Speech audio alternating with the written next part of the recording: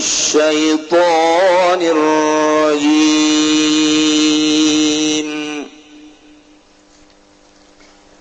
Bismillahirrahmanirrahim. Wadharu zahiral ismi wa batinah. Innal ladzina yaksibunal isma sayujzauna bima kanu yaqtarifun. Allahu a'lamu bimuradihi wa dharulan pada ninggal sira kabeh utruku tegese pada ninggal sira kabeh zahiral ismi ingkang zahir saking dosa atawa ing dosa kang zahir wa batinaulan kang batine ismi ala niyatahu wasirrah tegese ngedenge ismi lan samare ismi wal ismu lan utawi dosa kila iku den ucapaken apa azina yaiku zina wa kila lan den ucapaken apa kulo maksiatine iku saban-saban maksiat innal ladzina ing satuhune wong akeh yaksibuna kang pada ngausaya ladzina kabeh al isma ing dosa sayujzauna iku besok bakal den bales ya ladzina kabeh fil akhirati ing dalam akhirat bibakanu kalawan sabab barang kang ya ladzina kabeh yaqtarifuna iku migawe ya ladzina kabeh yaktasibuna tegese ngausaya ladzina kabeh. ولا تأكلوا مما لم يذكر اسم الله عليه وإنه لفسق وإن الشياطين ليوحون إلى أوليائهم liyujadilukum wa in ata'tumuhum innakum lamusyrikun. Wallahu a'lamu bimuradi wa la taqulu lan aja marangan sira kabeh mimma saking barang lam yuzkar kang ora den tutur ismullah paran Allah alaihi ing atase ma bi anma takalawan enta mati amma wa tawadden sumlaya mala isbi ghairi ing atase aran lian Allah wa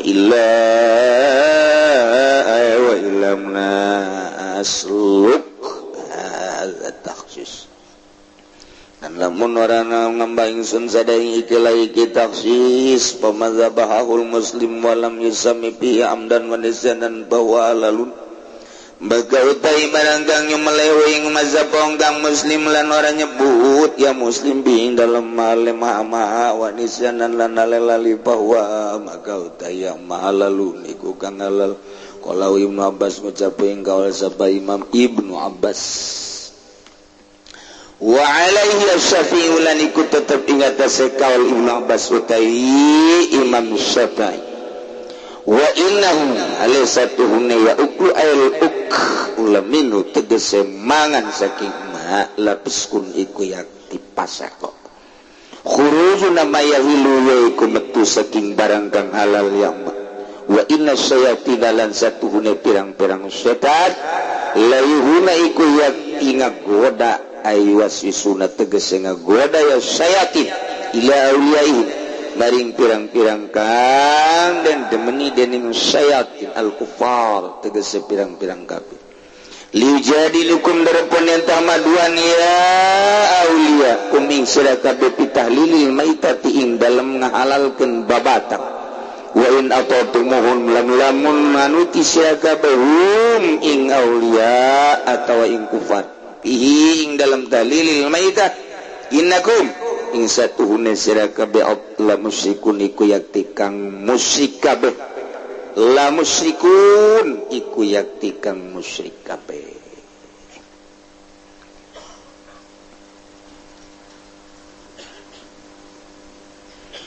Saparantosna Gusti Allah nyaritakeun tentang dosa-dosa. Dosa teh aya dosa gede kabair ngaranna. Zina, mabok, ngabunuh, eta nukis kitu ngaranna kabair. Aya deui dosa teh dosa sogoir. Neule awewe, noel awewe, eta mah sogoir tanu kos kitu. Geus dijelaskeun ku Gusti Allah tentang dosa-dosa baik anu kabair maupun anu sogoir. Wari instruksi ti Gusti Allah. Ade kudu dipatuhi ku urang, kudu di tengah-tengah ku urang supaya urang aman tina larangan-larangan. Aman urang tina bebendu Allah Subhanahu wa taala. Cik Gusti Allah wa zarullahiral ismi wa batinah. Wallahu alamu bimaradi wa zaru jeung tinggalkeun ku anjeun utruku tegese taringgalkeun ku anjeun zahiral ismi wa batinah dosa-dosa nu zahir dosa-dosa nu batin. Dosa zahir teh anu alaniatahu dosa anu ngedeng kadeuleu ku mata berarti dosa-dosa jasad. Dosa nu patalina kana awak zahir kadeuleu ku urang. Nomor kedua dosana dosa anu batin nu tersembunyi sir nu aya di jero qalbu. Jauhan. Dosa zahir jeung dosa batin teh wajib kudu dijauhan kurang tinggal gitu. Insyaallah. Di zaman jahiliyah baheula zinah teh zinah lamun zahir eta dianggap dosa, tapi lamun tersembunyi teu kanyahoan eta teh halal. Di zaman jahiliyah teh boga aturan kos kitu tah. Lamun ngalakukeun zina jelas-jelasan kadeuleu kanyahoan. Ieu kena sanksi. Hukum haram tetep. Di zaman jahiliyah ge aya haram halal aya. Sebab baheulana aya hukum yakni kitab Injil nu diturunkeun ka Kangjeng Nabi Isa alaihis salam. Setelah kabelah dia 500 tahun lenyap ditahrib punyana 500 tahun ka dieu akan hukum sadaek-daek bae. Sanajan aya eta hukum teh teu dipaelu ku jelema teh saat eta teh turunlah Kangjeng Nabi urang Kangjeng Nabi Muhammad sallallahu alaihi wasallam dibere wahyu Al-Qur'anul Karim. Ieulah teu beda jeung Injil, teu beda jeung Taurat, teu beda jeung Zabur. Hiji nauhidkeun ka Gusti Allah, hukum-hukumna akur bae. Zinah baheula haram ku ari ge haram, mabok baheula haram ku ari ge haram. Terus akur-akur bae. Adapun aya perbedaan-perbedaan jeung Injil jeung Taurat ku ari perlu dikoreksi. Coba Injilna tahrif apa henteu? Coba Tauratna tahrif apa henteu? Jah anu nurunkeun hukumna, nurunkeun kitabna Allah kene. Kecuali bangsa puru-puru nu sautak saeutik nya mungkin aya beda ngan mayoritas nama aku. Nih kulantaran zaman jahiliyah teh seperti eta kabelah dieuna masih keneh eta teh hukum-hukum kos kitu teh tak dilakonan. Zina ketika kadeuleu nah ieu kena sanksi. Ketika sembunyi mah teu kanyahoan caknya halal. Zina teh di zaman jahiliyah. Kuari di zaman SBY hampir kos zaman jahiliyah. Kuari teh aya. Hampir jasa mirip. Malah leuwih bahaya kuari. Leuwih jahat kuari. Baheula mah lamun aya anu kadeuleu kena sanksi zaman jahiliyah mah. Kuari mah dicitra ambalaya eueuh kena sanksi. Dicitra ambalaya. Tah di dinya tah. Di mana kiai tah? Di mana lah pokoknya di tah beta di tah. Di mana sih? Kawasan. Ku pakai kiai nyaho? eta barang liwat cangcut ambalaya teu kaburu kacokot beureun kunyana. Ya Allah ya Rabbi. Ai di dia dipuri mah aman. Alhamdulillah. Artina aman teh deuk kumaha ge teu kumaha. Aduh Gusti Allah lagu ge perzinahan di urang ya Allah ya Rabb. Kumaha buang ge di akhirat ieu tanggung jawab negara terhadap pezina-pezina, perlakuan-perlakuan. Ya Allah ya Rabbi, ada ringgis jasa ieu. Nu liar ge sakitu luar biasa lobana. Anu dilokasikeun ku pamarentah khusus Ambalaya sarua. Anu geus aya, anu encan aya dek dijieun deui loba. Geus puguh di hotel mah. Geus puguh tempat rekreasi mah. Ku ari Ambalaya di unggal-unggal perumahan. Masya Allah. Leuwih tibatan zaman jahiliyah. Di zaman jahiliyah mah tadi anu ngedeng mah nu jelas nu zahir kena sanksi. Lamun anu sasamaran kakarakterna naon kuari mah nu jelas nu samar masalah leuwih jahat. Masya Allah, mantak turunlah ayat ieu wa zarullahiral ismi wa batinah. Tinggalkan kumarana kabeh dosa nu zahir anu kadeulean ku mata nu patalina jeung awak, baik dosa kabair maupun dosa sagoir, wa batinah jeung dosa nu tersembunyi anu ayana di jero hate. Dosa naon anu di jero hate? Dosa hayang kalem ku jelema salat, hayang kadeuleu ku tatangga salat, hayang kadeuleu ku mitoha salat, hayang kadeuleu ku pimitohaeun salat, hayang kadeuleu ku murid salat, hayang kadeuleu ku guru keur carita salat, keur carita puasa kitu kene ria.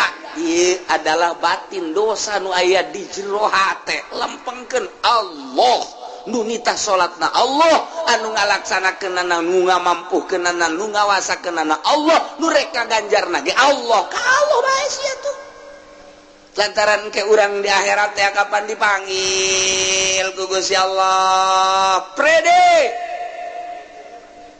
abdi nun coba salatna periksa malaikat, periksa ku malaikat. Tata salat tarawih tah. Hayang naon tah salat tarawih tah? Coba hayang kaing apa hayang kalem? Hayang kalem. Kusaha baca hayang kalemna? Ku pimitohaeun. Mana pimitohaeunana?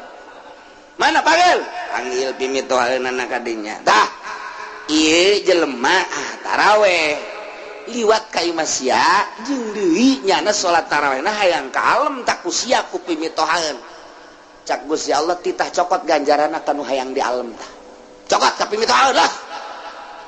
Nama tuh teu bisa ngaganjar, anda teu bisa ngaganjar, bilukeun ka ditu. Ka mana? Itu tuh. Itu mah seuneu, ka seuneukeun. Dikanarakakeun. Batin da batin. Naon deui? Hasud.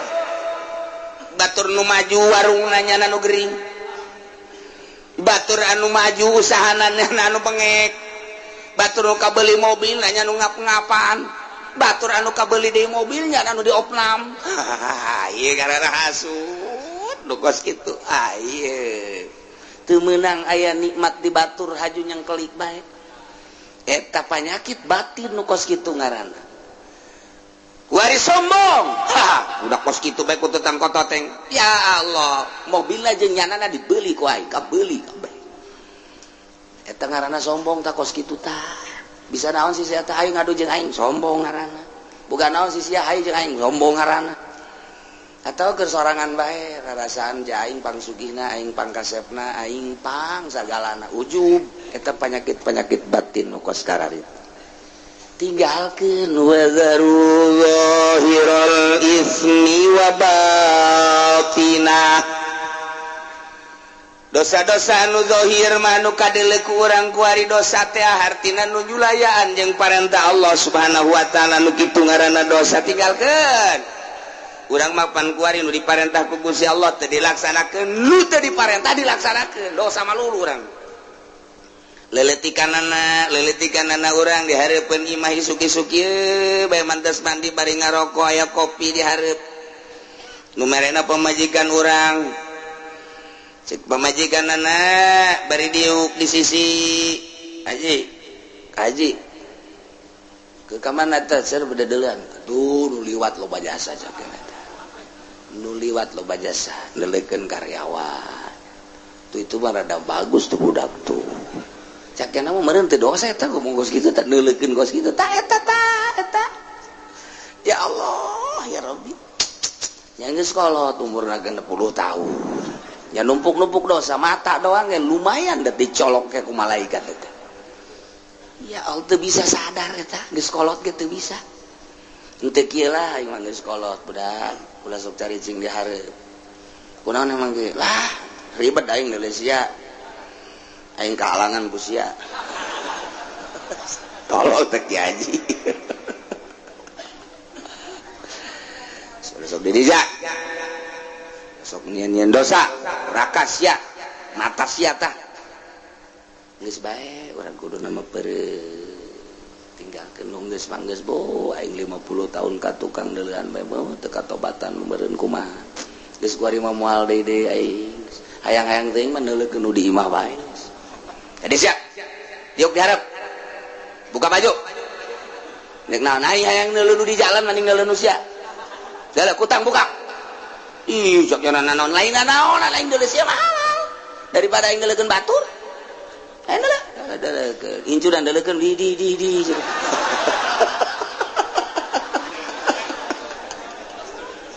aduh Gusti Allah nu agung eta mah halal dek dideuleukeun ge masalah aya nu di jalan mah haram azabiyah ulah di urang mah teh hesepan kuari di Arab mah kan rada deres di Arab mah sajore-jorena di Arab lantarannya mah make borongsong pan ka dieu kadang-kadang matana ge atuh teu kadeuleuan kapan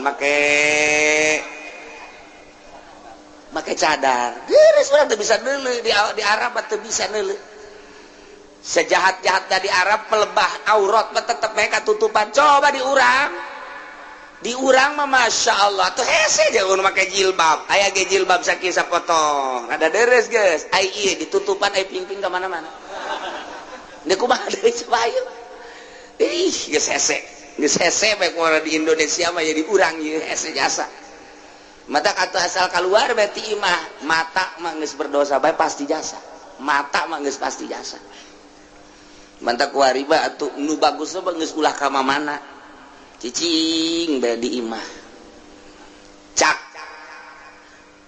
tatangga teh jeung cak murid-muridna kiai bloonnya kunaon emang bloon nyana ditahan ulah ka mana nyana ka mana bae kiai da si tolol ka mana bae ja kuari mah dek kiai dek teh saha asal geus loba keluar we pasti bae neuleuh aurat ajupan iya hatena encan bisa aja encan dimimitian dijaga pan kunyana encan dimimitian dijaga encan dimimitian di naon gitu ngaranna di lempeng-lempeng hatena ai kitu mah nu geus tapakur sering gitu ngabebener hate ketika aya beureum atawa teu melu rada deres pan encan nyanana encan ka arah batin asal neuleuh nu geulis atuh aya sir asal neuleuh nu goreng cakate teu resep tamah padahal tak kikituan teh doraka pan itu mah hideung itu mah pendek eta doraka pan kos kitu teh cak Allah pan eta buatan aing kabeh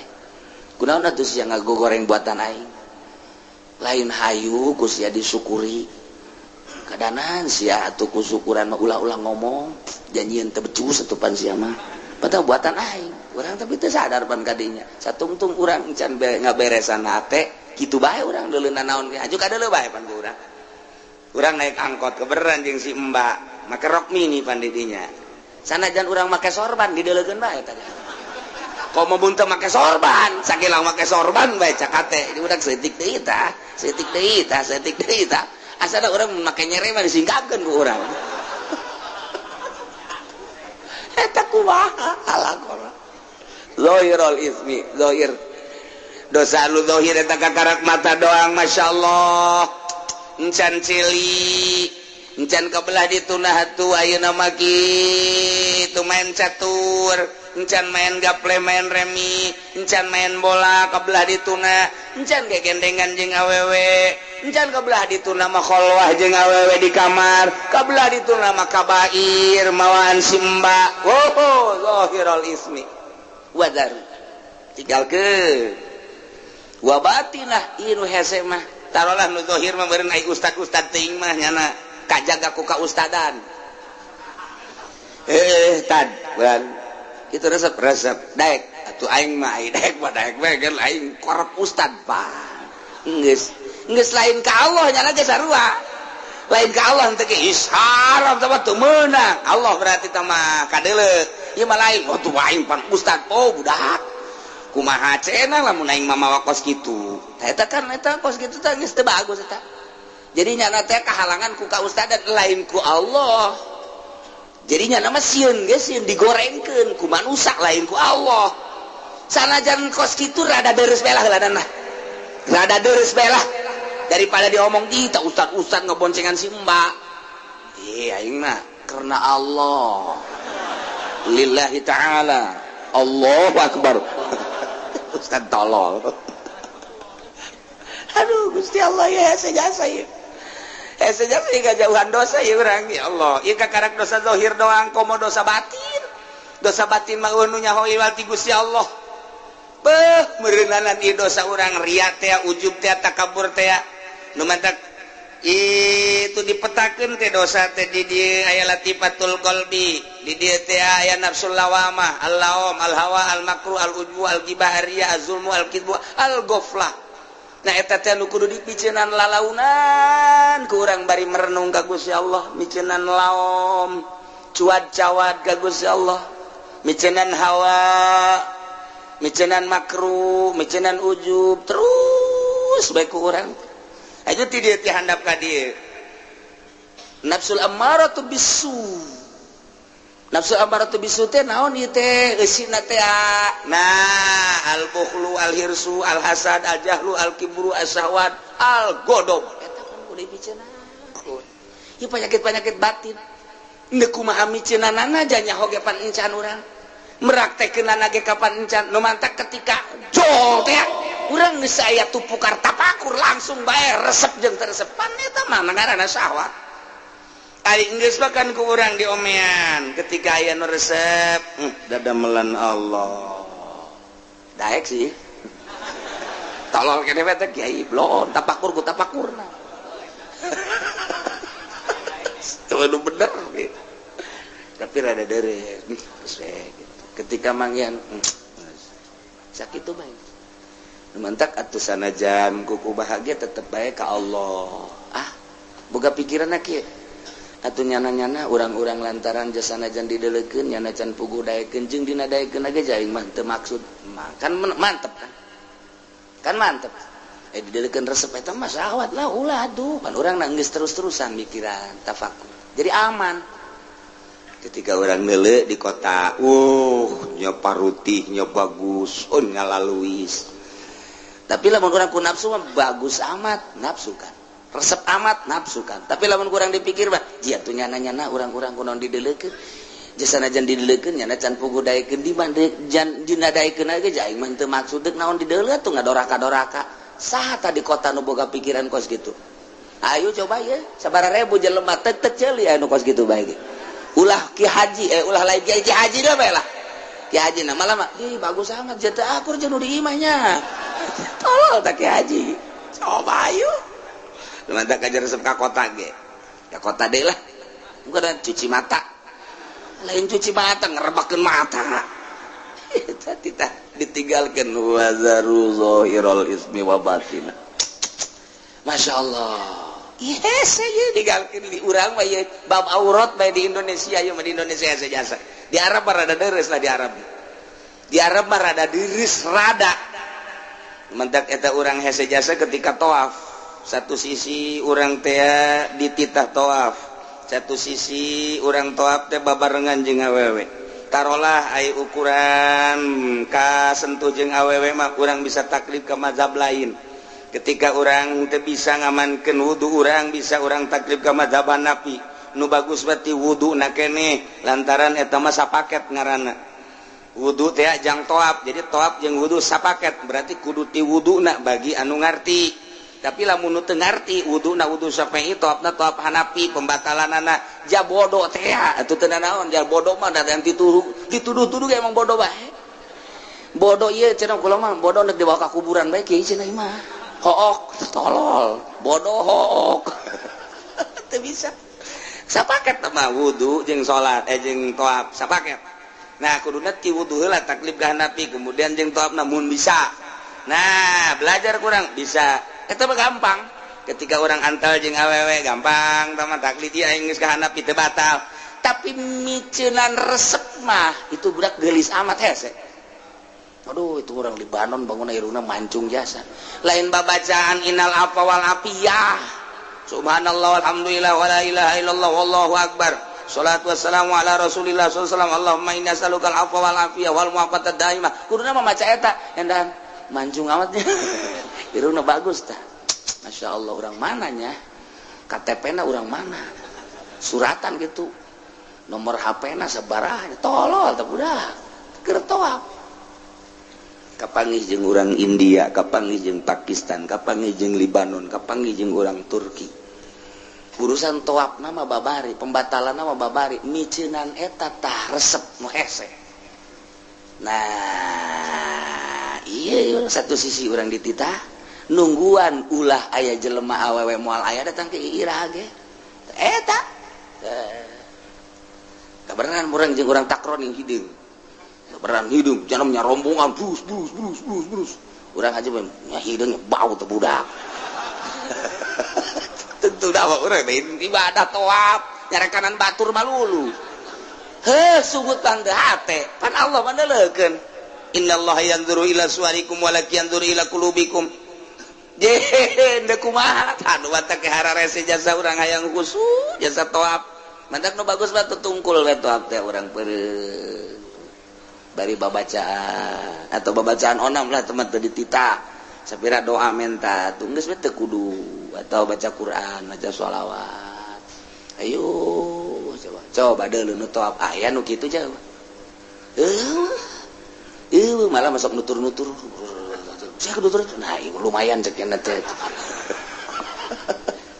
keur toab lumayan encan sae aja geus beres urang di masjid yuk baik ye pantita nelekeun Baitullah Allahumma zid hadzal baita tashrifan wa takriman doana terus bae ka doa eta keur teu ngadoa ge geus nelekeun Baitullah urang diganjar 20 derajat nelekeun bae gitu sakedeung mah nelekeun kieu aya nu liwat bancung eleh Baitullah ku irung urang ieu muter ka dieu aya deui nu ti ditu ka dieu muter deui Baitullah na teu ka deui eta urang hese Masya Allah matak Fudel bin Iyad bangis teu ka masjid-masjid Jumat geus henteu eta mah bagi jelema nu keur ngabersihan batin tah ilah huwa zarul ismi wa batinah tarolah nu zahir mah meureunanan pangkat ustad pangkat kiai mah rada deureus rada bisa rada encan aya bisa mah rada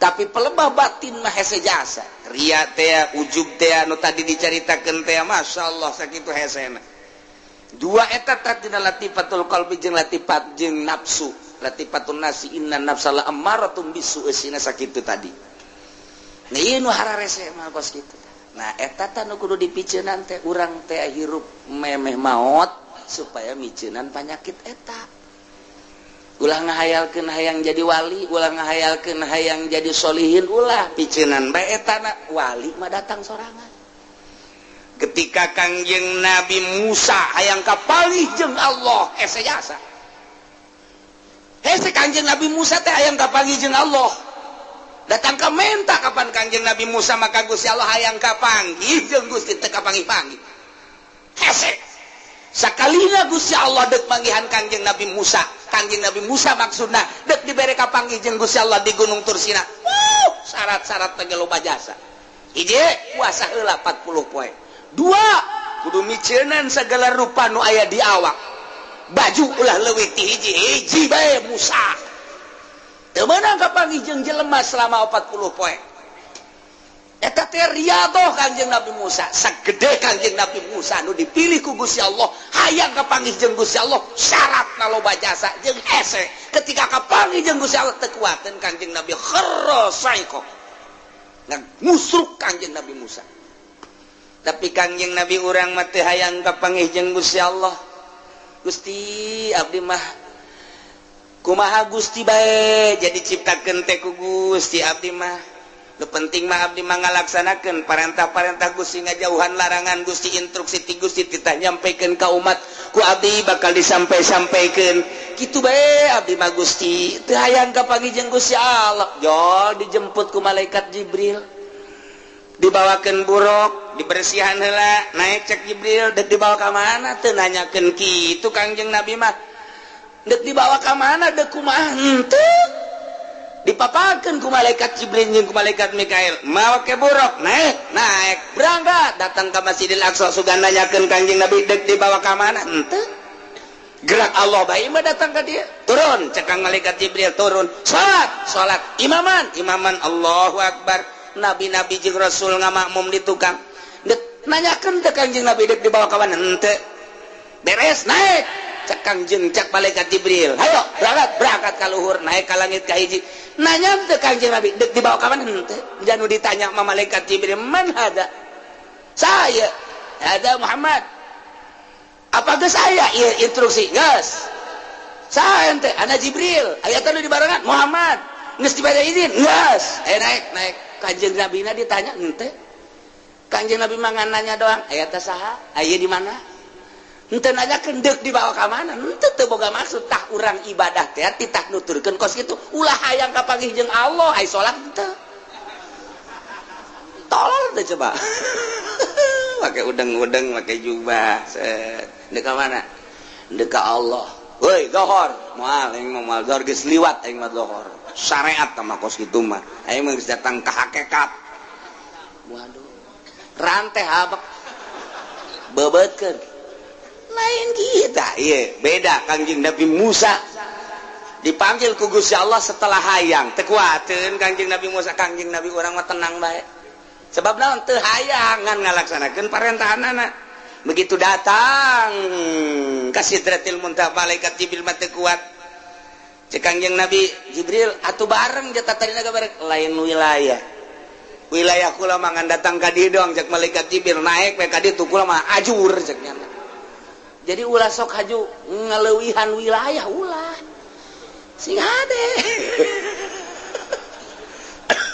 wilayah tadiage satu cek balik ke Kangjeng Nabi tungguan we di dah naik Kangjeng Nabi mah sorangan zat berarti luhur jasa Kangjeng Nabi pangkat dibandingkan malaikat Jibril ge sugan hayang henteu jata mah dibawa ku Gusti Allah teh nu mantak cek Sidina Ali ai anjeun si maripat kumaha eta kunaon cek Sidina Ali maripat kula mah ku Allah ti Allah ka Allah lainang kula lamun urang hayang maripat moal datang-datang urang hayang jadi wali moal datang-datang ai lain wali mujbir mah moal bisa geus ulah nyaritakeun kos kitu kuari mah salat nu bagus zahirna batinna bersihan engke ge datang sorangan ulah maksud nyeun kolong nyeun bae bale nu rapi engke teudeun kolong mah aya jiji aya kolongan atuh aya asal nyeun bale bae kolongan ulah maksud nyeun kolong ai balena teu rapi teu lain kolong ngorosot bae teh mah kahandap kudu mah nyeun bae bale nu rapi kolong mah pasti aya nah urang ge ibadah teh rapihan maripat engke aya sorangan ulah dihayalkeun mantap kamari jelema cenah hayang jasa manggihan Lailatul Qadar datang ka kiamat moal. Teu bisa dihayang-hayang, diintip emangna si mbak diintip. Intip Lailatul Qadar cenah di lapangan. Lapangan mana? Citra. Ya Allah. Intip Lailatul Qadar di Citra sia mah. Waduh. Atuh kapanggih teh mangke. Jeung naon? BH tah mah.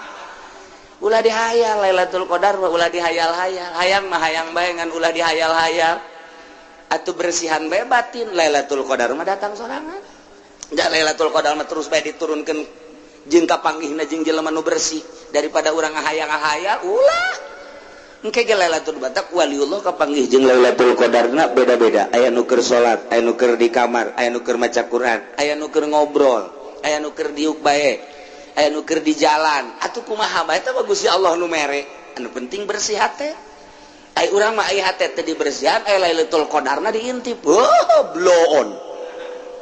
Bersihan batin Lailatul Qadarna ulah dihayal-hayal asal batin bersih bae Lailatul Qadar menyorot ka urang. Sesuai jeung kebersihan urang. Tuh, nu mantak Kangjeng Nabi majat teh hayangan kapanggih jeung Allah dibere dengan mudah kuat. Kangjeng Nabi Musa mah hayang jasa kapanggih jeung Allah, lila ka kapanggih jeung make syarat. Kitulah carita jelema nu endek makrifat ka Gusti Allah teh, nu endek usul ka Gusti Allah teu kudu dihayal-hayal. Laksanakeun bae mulai syariatna naik urang ka tarekatna, engke ge hakikat bakal aya sorangan. Asal geus datang ka hakikat bae geus nikmat neuleuh naon bae Allah. Dina harti urang teh kagambar bae ta Allah teh geus teu sieun ku pejabat, teu sieun ku rakyat, geus teu kabita ku dunya. Hiji bae Allah. Geus mantep tah lamun geus kos kitu tah. Nah eta kudu eta.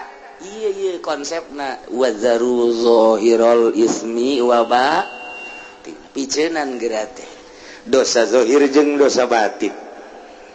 Carana kumaha tuh kiai miceunan teh tinggalkeun secara zahir istighfaran sungut urang istighfar qalbu urang tobat memantak tobatna per detik tobat bae tobatnya per detik terus-terusan tobat teh sehingga tobatnya jadi makom geus belajar heula tobat engke jadi bisa lamun geus bisa jadi ahli lamun jadi ahli tobat iya dek di mana bae ge kuari datangna dosa teh ya geus moal bisa lantaran geus ahli tobat geus belajar heula kuari urang tobat mimiti zahir istighfaran make sungut mata istighfar astagfirullahaladzim tujukeun ka mata astagfirullahaladzim ya Allah abdi hampura Gusti tina dosa mata teh lain nu abdi tapi nu Gusti kemudian dibikeun ka abdi hak supaya abdi teh bisa neuleuh kuari nu dideleukna makhluk Gusti ieu mata nu abdi dipake ku abdi ieu mata nu Gusti dipakekeun ka abdi hakna sakadar neuleuh nu dideleukna ieu makhluk Gusti hampura Gusti tina dosa mata lantaran abdi neuleuh ka makhluk Gusti poho ka Gusti sebagai nu bogana geus encan urang tah tobat kos kitu encan atuh di mana menang Lailatul Qadarna moal bisa hiji terus we per detik hampura Gusti eta mah teu kudu di masjid teu kudu di masjid tah kos kitu mah di jalan di mobil terus bae urang keur naik mobil di hareup teh neuleuh awewe di sisi jalan putih amat teh pingpingna ya Allah dosa langsung astagfirullahalazim sugan bae di hareup aya nu leuwih ti kitu tolong lain tobat blon astagfirullahalazim Gusti mata abdi cikeneh pake neuleuh awewe aya hasrat Gusti hampura Gusti ieu mata teh lain nu abdi nu Gusti engke bakal dibalikeun ka Gusti ku Gusti bakal ditanya eta nu aing dipake naon ku sia cikeneh abdi neuleuh makhluk Gusti pohoan ka Gusti abdi ciptaan Gusti mata ciptaan Gusti neuleuhna ieu hawa nafsu abdi nu dideuleuh makhluk Gusti abdi resepna hawa nafsu abdi hampura Gusti moal kaburuna naon asana urang lamun kos kitu bae tah moal kaburu geus moal kaburu bae ieu mah lain kitu sia atuh di hareup wah kalauna kenceng teh kunaon loba jelema tah mantep tah heureuk hese cuci mata heula dideleukeun urang cak Allah teh ayeuna naonan sia paneta mata nu aing engke sia bakal balik ka aing ku aing ditanya sia aduh sia lamun teu tobat tah eta entak ye wazaru zahirul ismi wa batin carana kumaha ninggalkeun tobat sanggeus teh urang ninggalkeun secara zahir tobat sakumaha tadi kuari celi ya Allah ya Rabbi astagfirullahalazim celi abdi hampura ieu celi teh nu Gusti lain nu abdi ulah pajar nu urang nu Allah nu mentak ke ku Allah teh dibere ngadenge ke ku Allah dibere torek atuh nu Allah ieu untuk mah Allah wae kadang-kadang urang mah atuh ieu ku lantaran torek bae ka rumah sakit geus puyeng jasa pohoan ka Allahna cak Allah sia tuh lain ka aing dokter mah ka dokter bae tapi ka aing bae teh nu norekeun ge aing nu norekeun sia teh aing nu mata ku aing ditorekeun sia ngadaengkeun musik malulu jaipongan sagala naon sugan bae sia inget tah ku aing ditorekeun sia aing sia ka dokter tah tapi ka aing dikorek-korek ku dokter dibere obat cager cak Allah teh cager lain nang dokter nang Allah cak Allah teh korek-korek dikorek-korek kudu moal cager sia ku aing terus aing mah ditorekeun eta kepaes sia atuh kumaha Allah bae ngan urang mah teu nyaho bae jeung urang mah loba demo ka Allah teh tungtungna mah ngomong Gusti jabatur mah can tarorek aya abdi kunaon ditorekeun Gusti asana teu adil jeung sia nyebut teu adil ka aing cak Allah dengan dak rame jasa ieu ribuan jelema jutaan jelema mohon ka Gusti Allah Allah nama biasa bae maha sagala-galan teh Gusti ieu ceuli nu Gusti haju dibikeun ka abdi hak pake nah abdi ngadengekeun suara-suara makhluk Gusti hampura Gusti ieu ceuli dipake ngadengekeun suara makhluk Gusti poho ka Gusti sebagai penciptana janu Gusti pan hampura Gusti besi aya naon gitu dedengan nuku Gusti tadi gitu tadi menangkeun hampura pan urang mah teu kitu gedekeun dak suling nanti kadang suling aing merdu jasa suling calon presiden coba tah gedekeun aduh presiden orang boga gitar mantap jasa masyaallah suling aya di nyana gitar aya di nyana dek mimpin negara boga gitar boga suling boga organ segala rupa mantap jasa ya satuju jasa lah orang mah geus nyana bae jadi presiden lah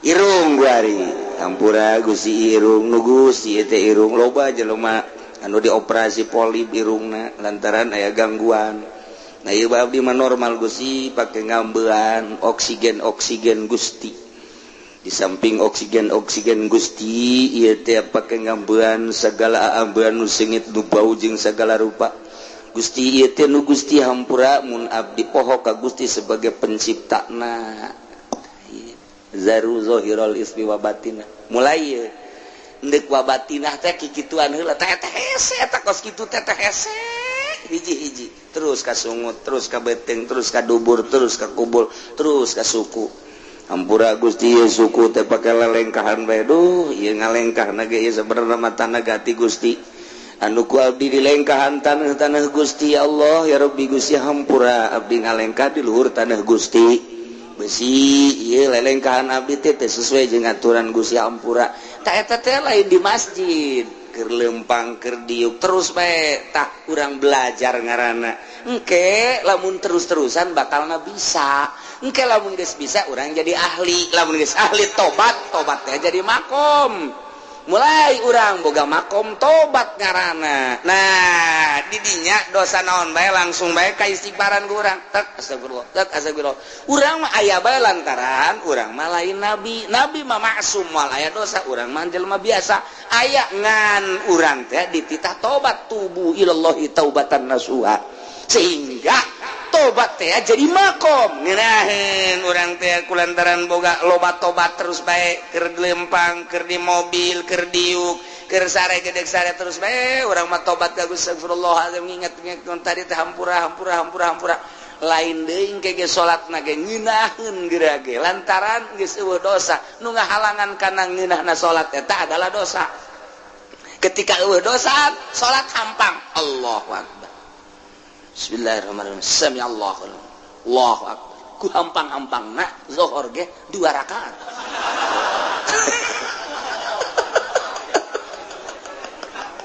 Aduh, ngaco sama salat bos gitu. Teh wa zarullahiral ismi wa batinah. Tinggalkeun ku arnyaneun kabeh dosa-dosa nu zahir nu patali jeung raga wa batinah jeung dosa nu tersembunyi yanen aya di jero hate wal ismu kila azina wa kila kullu masyiatin cek sakaul malain zina seluruh permaksiatan yo sing hade innal ladzina yaksibuna al isma sayujzauna bima kanu yaqtarifun sanyanya jelema anu migawe kana dosa baik dosa anu zahir maupun dosa anu batin engke teh bakal dibalas ku sebab pagawean manehanana di dunia. Ya Allah ya Rabbi, urang teh sugan teh mah geus neuleuh bae geus ngadenge bae, sugan teh mah nyekel bae, sugan teh mah ngomong doang, sugan teh mah lelengkan horenganan sayujzauna bakal dibales ku Gusti Allah jaga di akhirat. Balasanana diadilkeun ku Gusti Allah, disesuaikeun bima kanu ya taripun ku sebab pagawean nu kurang dilampahan di dunia nu teu katobatan teh. Nah ieu baka pake neuleuan anu diharamkeun ku Gusti Allah can katobatan sayujzauna bimakan bakal dibalas ku sebab mata nu ku anjeun digunakeun pake neuleuh haram-haraman. Ceuli sayujzauna bakal dibales eta ceuli pake ngadengekeun nu diharamkeun ku Gusti Allah. Sungut sayujzauna bakal dibales ku sebab ngomong-ngomong nu diharamkeun ku Gusti Allah. Leungeun sayujzauna, suku sayujzauna geus puguh kabair zina jeung sajabana mah. Nah ieulah sayujzauna bima kanu yaqul. Dari sing hade urang mumpung masih keneh dibere umur ku Gusti Allah, dibere sehat. Ye teu nyaho bawa isukan dicabut nyawa, bawa minggu hareup dicabut nyawa, bawa bulan hareup dicabut nyawa, ai kitu mah geus katobatan ngeunaheun. Tapi lamun can katobatan, ieu rempan ning rempan. Mantaklah cek ulah bae geus aki-aki mah geus umur 40 ka luhur 50 mah komo-komo 60 mah geus ngongkoyangkeun tasbih bae geus. Ulah aya dipake mah kongkoyangkeun bae. Cek ulah mah geus ulah nanaon geus bae di imah. Masyaallah, moal kebal deui tah. Ngaca geus peot. Kulit dikieu-kieu geus peot, kabeh geus peot. Bobogaan geus hese ka hudang. Angel, sanjadan di toilan ge angel jasa. Henteu cara keur ngora teh jauh keneh teng. Kabelana teh itu mah sing hade sare paeh berarti teh sebab bobogaan geus ngajakan paeh. Tah ieu. Barang aja guari atuh jaya geus huisan kabeh. Bahkan huis teh lain di hulu bae bareng leuleuh ka handap jai nu handap ge huisan. Huis teh geus ka handap-handap. Berarti kan geus kolot jasa. Ya Allah ya Rabbi, juneuleuh ka pamajikanna. Nah ini kurang nu dihandap huisan tuh. Wah, itu tanya-tanya. Lain cobain dulu. Wah. Nu kos kitu mah lain kudu ditanya, pake. Si dirina hebat deh. Tah eta urang geus kos eta sadar berarti urang geus kos. Atuh maning ibadah. Konsisten urang ngoyeuna mah geus asal isuk-isuk jam 7, kacai jam 8, tawa jam 9, duha lah. Jangan geus moal kebal deui. Salat duha 8 rakaat, usolli sunat 2 rakaat, ulah 8 rakaat sekaligus.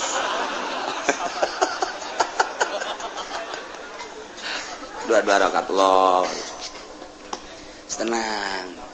Panggil ke orang anak orang. Itu kontrakan itu tuh jang sia itu tuh toko-toko tuh jang sianya guys.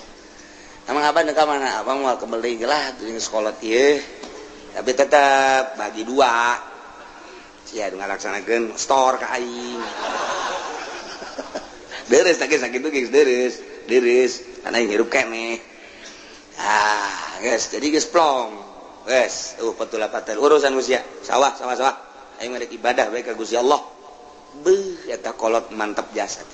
Hebat jasa mah kolot.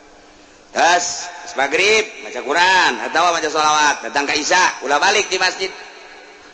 Sakedeung ti maghrib ka Isya kuat kebalik. Blow on teh si kolot. Acara TV cara kiai. Eta sih. Geus kolot mah geus papegatan mantang naon jeung TV papegatan. Isin engke lamun dihudangkeun ti kubur, engke TV ti tadi panggul pan isin. Jadi isin urang ya Allah geus kolot-kolot nyambongkok pan panggul TV.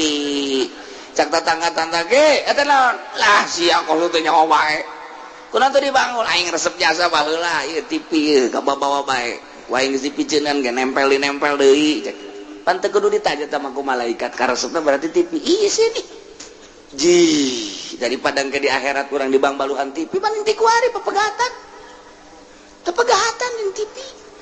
Ya Allah ya Rabbi naon ngeunahna Siti baheula nonton sinetron nonton film jeung sajabana jasa kitu na keneh bae. Urang dilalaga kuno kos karari itu atuh mani di ka Allah keun geus aing mah kuari lah tas magrib moal keluar aing mah geus. Deuk datang Kaisa. Maca sholawat tungkul ngacai. Daripada nonton TV mending ngacai. Geus saya mau mendingan HS we geus lah. Udang-udang jam 12. Isa tanya tadi.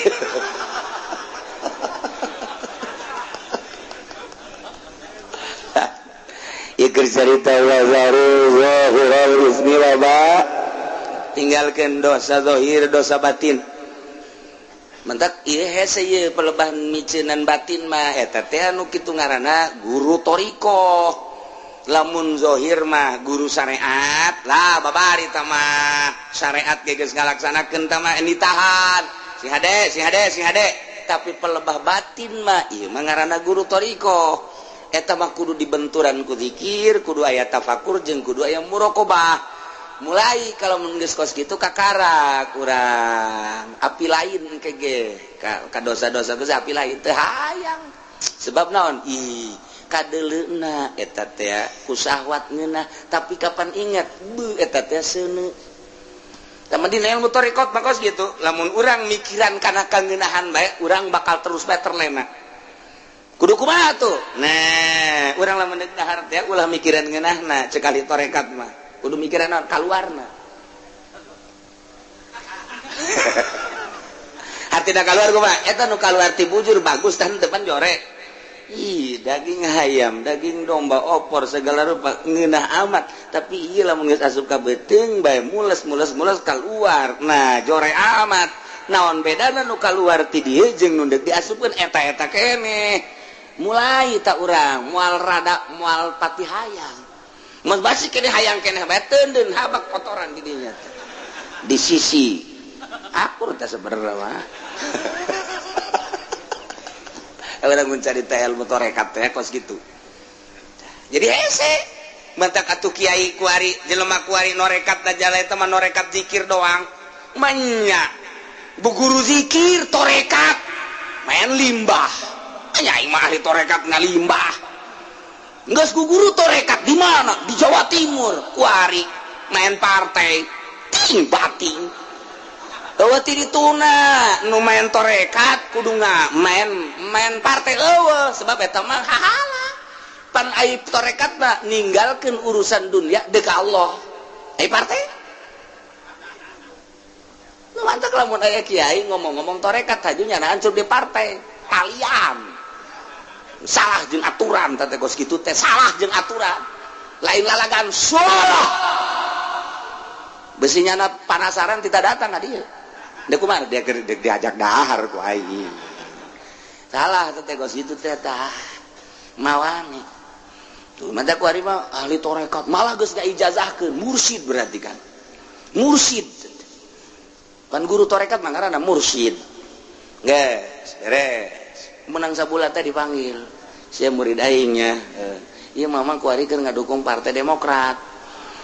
Sia ada sia kudu nurut ka guru pan sia aing teh guru sia. Teu meunang dina tarekat mah teu akur jeung guru awas ya disapa sia kuat kan aing mah guru tarekat jadi puyang kieu aing puyang aing mah oh salah tak guru tarekat teh tampiling mursyid kos kitu mah lain kitu tentrem malah nganasehatan ulah pati resep teuing ka dunianya guru tarekat mah kos kitu aja eta dunia ka mana geun ka dieu geun yang mama kasubur kena abad guru tarekat kos gitu ieu. Salah bae guru tarekat teh.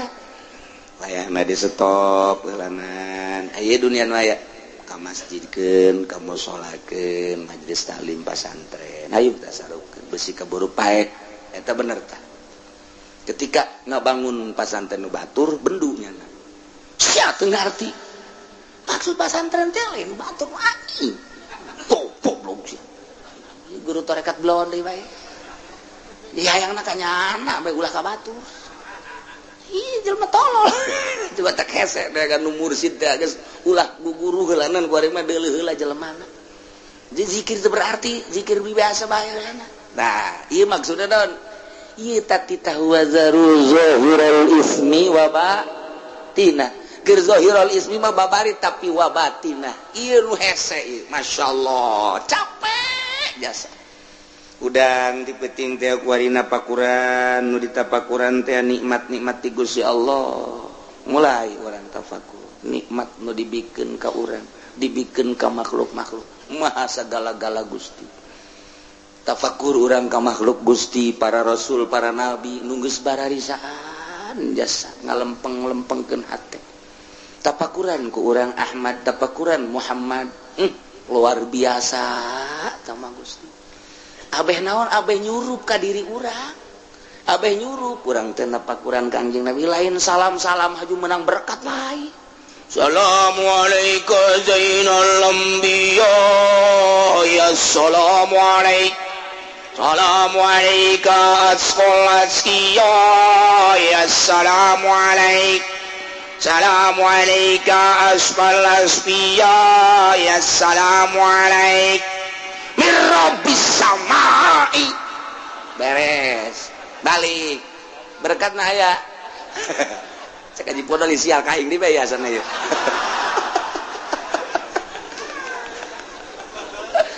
anu dibaca kurang teh tadi assalamualaikum zainal anbiya asfal asfiya boh jelema anu nyaritakeun dicaritakeun kebeningan ati lamun teu ditapakuran bahasa-bahasa eta atuh kaberkat bae lupatna kaberkat bae apa pernah Kangjeng Nabi nyaritakeun berkat ya henteu palatu urang nu mamaca nyana aju kaberkat mobil teu daekeun leumpang ieu naon ieu panitia ada teh horenganan amplop poho mobil teu daekeun barang amplop oh ieu kieu hadena ge can berangkat cek cenah teh ieu ya amplop jatah aju tokcer bae sial ta mobilnya hoan jasa nu dibaca kurang assalamualaikum zainal anbiya assalamualaikum asqal asqiya assalamualaikum asfal asfiya assalamualaikum asqal asqiya eta pan maknana pohara jasa mun teu ditapakuran kurang dimaknaan doang moal nyurusup ka jero hate tapi ketika kurang ditapakuran tah muraqabah Ahmadiyah muraqabah Muhammadiyah di muraqabahan kurang impleng kurang sapeting eta kamulyaan Kangjeng jeung keagungan Kangjeng sifatan-sifatan Kangjeng jeung kebersihan Kangjeng datang ka miraj-miraj da Kangjeng sapoting dua peting tilu peting bakal nyulusup ka jero hate urang set leuleus hate urang hayang nurutan Kangjeng Nabi mulai tidinya tet lelengkahan urang teh nguturkeun Kangjeng Nabi set geus mah nyaritakeun berkah starter ge langsung togjer tah mah oh itu saya pemuraqabah ngan hese nah ilah dek bicenan zahirul ismi wa batin di bulak-balik teh kurang geus sering urang lah ngaji mah ieu tapi ngabersihan praktekkeun coba supaya urang rada beda hirup urang oh renungkeun ku urang merenungkeun nu aya di urang bae heulana ulah jauh-jauh urang bae encan guguru urang mah tarekat teh encan merenung mah teu naon napakuran beuh eta guru urang abuya ti loka mamana nya nama berarti geus betaheun jasa sorangan aya naon eta di diri nama kebetah sorangan ge nyana di imah sorangan bae gawena naon beusi ke urang nurutan nyana ai nyana mah maca Quran ai urang mah nonton TV beja tanyakeun teh si abuya nyana sorangan ben oh nyana mimiti salat duha aju ngaji terus oke salat terus ke istirahat ke ngaji deui ke salat deui terus kapetingkeun terus baca Quran terus reup sareng terus udang salat deui terus gitu bae oh jadi ibadah beusi ke diturutan cicingna doang aju urang meuli TV buat tuh mantap imah TV dua abeh nurutan abuya teu ka mana-mana tepan tolol eta kos kitu tah nah tafakuran eta kakarak sapangkatnya na komo Syekh Asnawi meureunnan eta sapangkatnya na komo Syekh Nawawi meureunnan terus dipikir ahli-ahli Allah nu mantak salapi bakos kitu lamun urang mengkol ka lain salapi nurutan nu lain salapi weh kiai anu mah bisaannya ngabangunna hebat eta menang di mana itu nya mah pan proposal aya pan koneksina sah koneksina si hayang emang atuh hayang waukeun atuh aing hayu jeung aing mulai itu asal napakuran kadinya resep kadinya arahna tapi lamun napakuran wali minimal urang teh bau wali